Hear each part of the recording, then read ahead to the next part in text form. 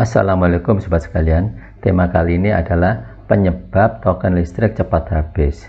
Jadi kalau kita biasanya dalam satu bulan tuh katakanlah kita mengisi pulsa sekitar 200.000, tapi kenapa kok sekarang lebih dari itu, misalkan sampai 300.000.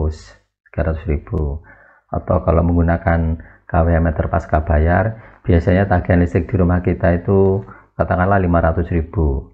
Kok ternyata sekarang tagihannya mencapai 750.000, padahal bebannya tidak ada perubahan atau seperti biasanya yang dilakukan sebelum-sebelumnya.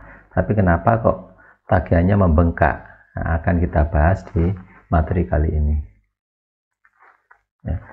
Penyebab tagihan listrik membengkak atau token cepat habis, yang pertama adalah salah satu penyebabnya adanya arus bocor. Arus bocor terjadi karena umur instalasi yang sudah tua, sehingga kekuatan dielektrik kabel atau isolasi kabel yang menurun. Akibatnya juga menyebabkan bodi peralatan bertegangan, listrik terbuang sia-sia, dan tentu saja membahayakan.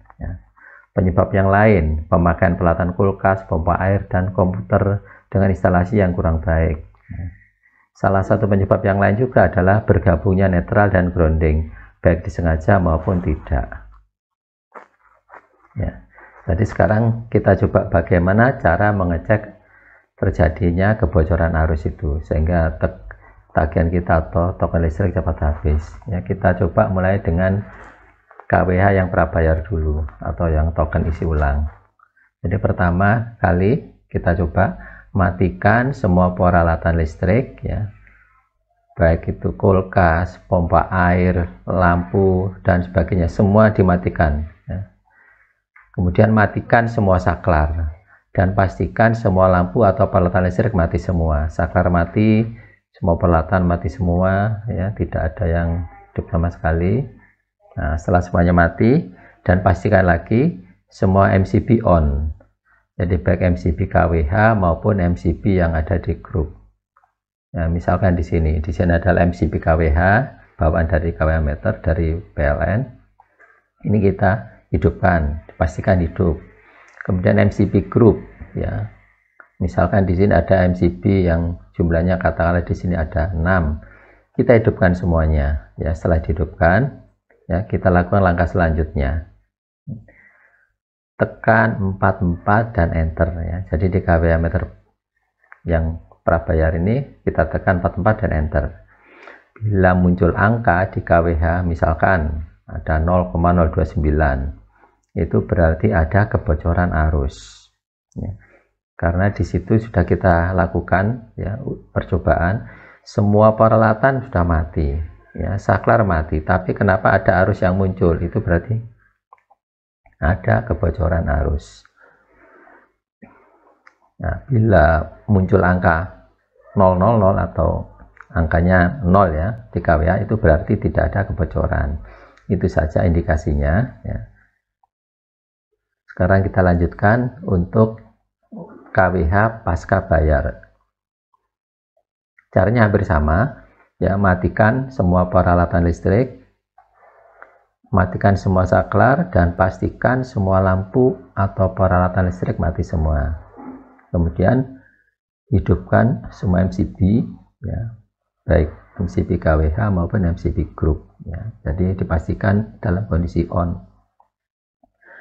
Catat angka di kWh meter awal. Jadi setelah MCB-nya pastikan hidup, semua peralatan mati, dicatat angka yang ditunjukkan di kWh itu. Kita catat.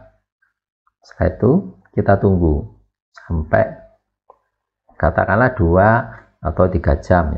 Ini waktu yang cukup saya kira untuk mencatat hasilnya. Setelah itu catat lagi angka yang ada di kWh. Kalau ada kebocoran, tentu saja akan ada selisih dari pencatatan awal, kemudian setelah 2 atau 3 jam ternyata meterannya bergerak, angkanya berubah. Nah, selisihnya kita hitung, kita catat. Bila selisih berarti ada arus bocor. Tapi bila tidak ada selisih, tadi tetap saja walaupun sudah ditunggu beberapa lama di sini, katakanlah 2 atau 3 jam, Angkanya tetap berarti tidak ada kebocoran arus. Ya, ini sebagai tambahan, misalkan ya, di sini ada kebocoran arus, di sini ada kWh meter prabayar dengan wiringnya seperti ini, sumber listrik masuk, kemudian sumber listrik keluar. Ya, di sini terminalnya. Nomor 3 adalah grounding, yang warna biru ini kabel netral, ya, seperti ini. Di sini ada MCB group, batang ada 2, kemudian masuk ke peralatan. Nah, kalau terjadi kebocoran, masing-masing titik itu menyumbang kebocoran, mungkin ada 4 atau 5 atau 10, ada arus bocor 1, 2, 3 dan seterusnya. Sekarang cara menghitung arus bocor. Ini di sini rumusnya, ya. P daya tegangan kali arus kalikan cos pi, atau kalau kita hitung arusnya, daya dibagi dengan tegangan kali cos pi. Kalau dalam satuan WH, watt hour, watt kalikan 1 jam, ini rumus pegangannya. Sekarang kita ambil contoh, misalkan berapa kerugian akibat arus bocor dalam sebulan, ya. Misalkan arus bocor yang muncul adalah 30 mA, ya, misalkan seperti itu. Kalau di meteran kWh prabayar dalam 1 ampere ya 0,003 ampere.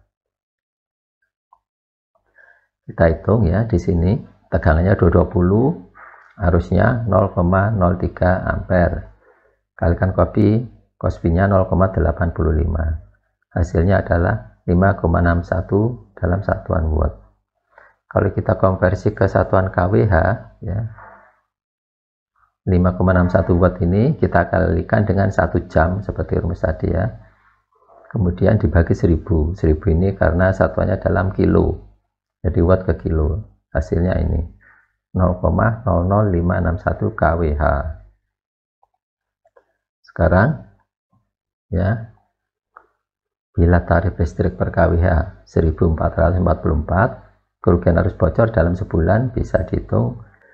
Ini hasilnya tadi, kita kalikan dengan tarif, kalikan dengan 24 jam, 1 hari 24 jam, kalikan 1 bulan, 30 hari. Hasilnya 5.832 per titik bocor. Kalau misalnya bocorannya ada 10 titik, ya tinggal mengalihkan, ada 50 ribuan rupiah. Ya. Jadi hitungannya seperti itu. Jadi demikian rekan-rekan sekalian uraian singkat mengenai kenapa tagihan listrik membengkak dan kenapa token cepat habis, dan juga cara menghitung kebocoran listriknya. Ya, semoga bermanfaat. Terima kasih. Assalamualaikum warahmatullahi wabarakatuh.